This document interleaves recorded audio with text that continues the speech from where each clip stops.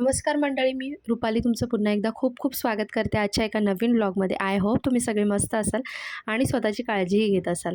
तर आज मी तुमच्यासोबत ना माझा दिवसभराचा व्लॉग शेअर करणार आहे की सकाळी उठल्यापासून मुलं, घर, त्यांचं स्कूल, टिफिन, त्याचबरोबर यूट्यूब या सगळ्या गोष्टी मी कशा मॅनेज करते.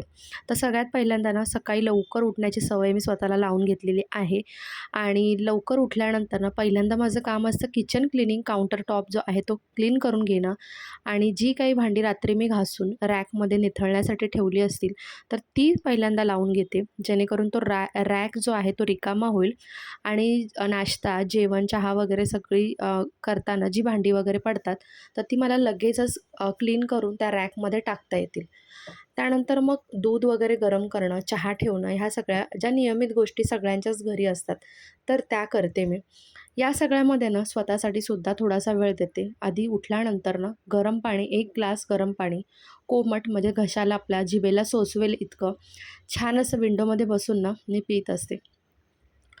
आणि त्याआधी ना म्हणजे ब्रश वगैरे करून घेते मी. नॉर्मली कसं होतं ना, काही जण म्हणतात की आपण गरम पाणी वगैरे जे असतं ते अनुशापोटी प्यायचं, पण मला तसं होत नाही. त्यामुळे मी ब्रश करून घेते आणि त्यानंतर मग पाणी वगैरे असतं ते मी पिते.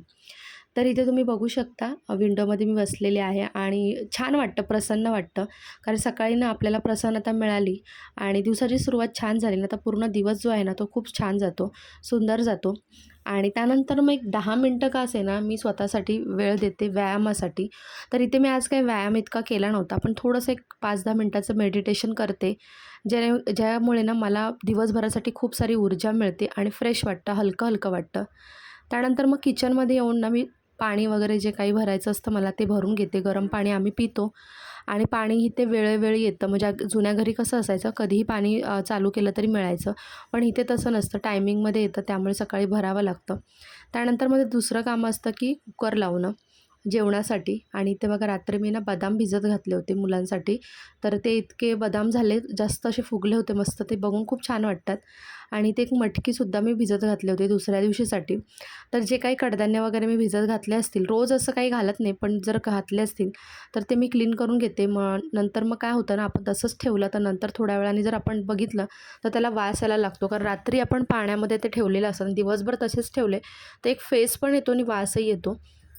तर इथे आता डाळ भाताचं कुकर लावून घ्यायचं आहे. पण मी ते भात लावलं नाही, छोले लावलेत, कारण छोलेची भाजी बनवायची आहे मला. आणि त्यानंतर मग मी ठेवला चहा, कारण सकाळी उठल्यानंतर मला थोडासा का असेना पण चहा लागतो. चहा पिल्याशिवाय मला अजिबात फ्रेश वाटत नाही. जेव्हा पण मी कुठे बाहेर फिरायला वगैरे जाते ना, तर जर चहा सकाळचा नसला ना मला, तर खूप मला चुकल्यासारखं वाटतं. मी खूप चहा लवर आहे. म्हणजे खूप जास्त असं पियायला पण दिवसभर आवडत नाही, पण मला सकाळ संध्याकाळ थोडासा लागतो चहा. सकाळी थोडा जास्त आणि संध्याकाळी कमी. तर इथे सकाळी आता हे उठले नव्हते, त्यामुळे मग मी थोडासा चहा घेतला. जर हे उठले तर आम्ही सोबतच नाश्ता करतो आधी, म्हणजे मी 2 टाईम चहा होत नाही. पण ह्यांना जर उठायला उशीर असेल तर मग थोडासा चहा मी आधी घेते आणि मग त्यांच्यासोबत नंतर पुन्हा चहा घेऊन नाश्ता वगैरे करते. तर इथे माझा नाश्ता वगैरे काही झाला नाही. थोडासा चहा घेतला, नंतर मी फ्रेश झाली आणि मी आता इथे घेतलेलं आहे पीठ मळायला. कारण पीठ मळून जर ठेवलं ना तर चपात्या खूप छान सॉफ्ट येतात. त्यासाठी ना इथे मी पीठ मळण्यासाठी ठेवलं. ते मळून घेतलं आणि छान त्याला मुरण्यासाठी ठेवून दिलेलं आहे. तर अशी दिवसाची सुरुवात असते माझी सकाळी. आणि आज प्रज्ञाचं स्कूल आहे ना लवकर नाही आहे, उशीर आहे, त्यामुळे थोडंसं आरामात चाललं आहे. नाहीतर काय होतं ना, खूप घाई असते. त्याचं स्कूल जर 12चं असेल तर खूप जास्त घाई होते, कारण सकाळी 9 ते 11 ट्युशनला जातो तो.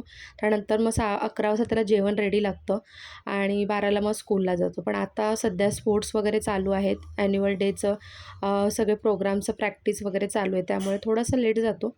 त्याच्यामुळे थोडंसं निवांत आहे. तरीसुद्धा ना मी सगळ्या गोष्टी लवकर मॅनेज करते, कारण लोलूसुद्धा दुपारी स्कूलला जातो आणि जितकं लवकर होईल ना तितका मला बराचसा वेळ ना दिवसभरात मिळत असतो.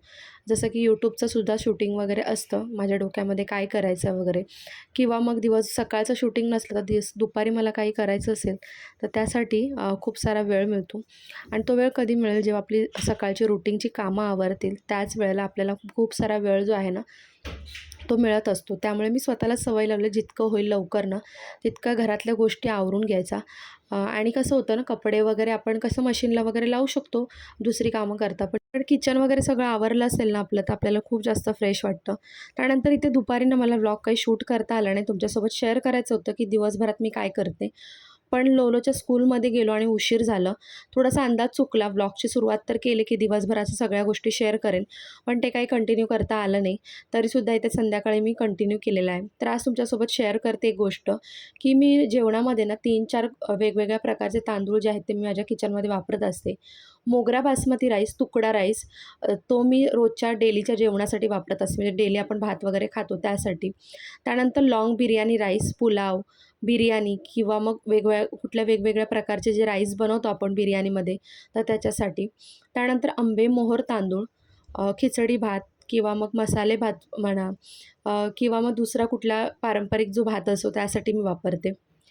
आणि त्यानंतर मग गावठी तांदूळ मुलांच्या कंजीसाठी, पेजेसाठी, आणि आपला रेशनला जो मिळतो तांदूळ तो इडली, डोसा वगैरे यासाठी. तर अशा प्रकारे 3-4 प्रकारचे तांदूळ मी इथे वापरत असते. त्यानंतर आम्ही लोणोच्या स्कूलमधून ना डायरेक्ट गेलो होतो भाजी मार्केटला, दादरला. तर बघा किती फ्रेश भाज्या भेटलेल्या आहेत आणि खूप दिवसानंतर मी गेली होती. तर हे जे वसईला वगैरे डहाणू साईडच्या ज्या लेडीज येतात, तर त्यांच्याकडे ना ह्या मावशांकडे भाज्या असतात, पालेभाज्या त्या खूप छान असतात. तर बघू शकता किती कोवळ्या भाज्या आहेत. आणि ही सुद्धा पानं मी आळूची तिथूनच आणलेली आहेत आणि अगदी स्वस्त दरात विकतात. खूप जास्त महागातही विकत नाही. आणि ही कोथिंबीर जी होती ती गावठी नव्हती, पण ही सुद्धा खूप छान मिळाली. 20 रुपीजला केवढी कोथिंबीर आहे बघा. तर कोथिंबीर वड्या बनवण्याचा प्लॅन आहे. आणि कढीपत्तासुद्धा आणलेला आहे. तर कढीपत्त्याचा तर उपयोग जेवणात मी खूप जास्त प्रमाणात करत असते. चटणीसुद्धा किंवा मग प्रत्येक गोष्टीत कढीपत्ता टाकत असते मी. आणि ऑइल वगैरे केसांचं बनवतं तर त्यासाठीसुद्धा वापरते. तर आता सध्या ऑइल बनवायचं आहे, संपलेलं आहे माझं, तर त्यासाठी मग जास्तच आणलेला आहे कढीपत्ता. लिंबसुद्धा स्वस्त भेटली. आणि बघा 10 रुपयाला केवढा सारा पुदिना आहे, तर तोसुद्धा स्वस्त भेटलेला आहे. त्यानंतर इथे चायपात असलं ना की चहा खूप छान लागतो. तर या सगळ्या गोष्टी आणलेल्या आहेत आणि अजून थोड्याशा भाज्यासुद्धा आणलेल्या आहेत. आणि काही गोष्टी ना थोड्याशा वेगळ्यासुद्धा मी आणलेल्या आहेत, तर त्यासुद्धा तुम्हाला दाखवते. ते बघा मटार ना आता 100 रुपये किलो झालेले आहेत आणि छान होते मटार. फ्रोझन मटार मी करून ठेवते वर्षभरासाठी, पण सध्या आता मी थोडेसेच आणलेले आहेत. अजून थोडं स्वस्त झाले की मग घेऊन येईन. मिरच्या वगैरे आणलेत, त्यानंतर मग काकडी वगैरे या सगळ्या गोष्टी आणलेल्या आहेत. आणि अजून एक गोष्ट आणलेली आहे तीसुद्धा तुम्हाला दाखवते. फरसबी वगैरेसुद्धा आणली होती, तुरीच्या शेंगा आणल्या होत्या, गाजर आणले होते, गाजरचा हलवा बनवायचा आहे सो त्यासाठी. पण इतके फ्रेश असे गाजर मला जास्त मिळाले नाहीत, त्यामुळे मी फक्त अर्धा किलो आणलेले आहेत. आणि तुरीच्या शेंगासुद्धा मला फार आवडतात आणि खूप टेस्टीसुद्धा लागतात. उपवासाला पण त्या खातात, त्यामुळे मग मी घेऊन आलेली आहे जास्तीच्या. आणि त्यानंतर इकडे ना फरसबीसुद्धा आणली होती. तर फरसबी थोडीशी ना ॲक्च्युली अंधारात दिसण्यात आली नाही मला थोडी, त्यामुळे ती थोडीशी बरोबर नव्हती. आणि ह्या वेगळ्या गोष्टी आणलेल्या आहेत की मला ना सूप बनवायचं आहे, त्यासाठी इथे ब्रोकोली, त्यानंतर छोटे जे कणीस असतात ते घेऊन आलेले आहे.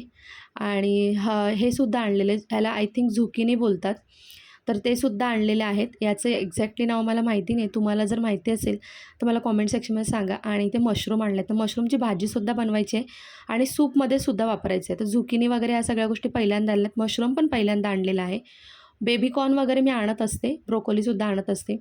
आणि पपया आणलेला आहे. खूप खूप वर्षानंतर पपया घरी आलेला आहे. पपया जास्त घरी कोणी खात नाही, मला आवडतो, पण तो खूप मोठा असल्यामुळे ना तितका संपला जात नाही आणि तो खराबही होतो लवकर, त्यामुळे या गोष्टी मी टाळत असते. तर आता ह्या सगळ्या भाज्या मला क्लीन करून घ्यायच्या आहेत, तर उद्याच्या व्लॉगमध्ये तुमच्यासोबत शेअर करेन. लवकरच तुमच्यासोबत ना मील प्लॅनिंगचा नवीन व्हिडिओ एक तुमच्यासोबत शेअर करणार आहे. मी सुद्धा त्या व्हिडिओसाठी खूप जास्त एक्सायटेड आहे. थोड्याशा नवीन टिप्स तुमच्यासोबत नक्की शेअर करेन. आय होप तुम्हाला आजचा व्लॉग आवडला असेल. माझं मॉर्निंगचं थोडंसं रुटीन तुमच्यासोबत शेअर केलं, ते कसं वाटलं मला कॉमेंट सेक्शनमध्ये सांगा. त्यानंतर तुम्ही कोणकोणते तांदूळ जेवणामध्ये वापरता हे सुद्धा सांगा. चला पुन्हा भेटू एक छानशा व्लॉग्स आहेत, तोपर्यंत स्वतःची काळजी घ्या.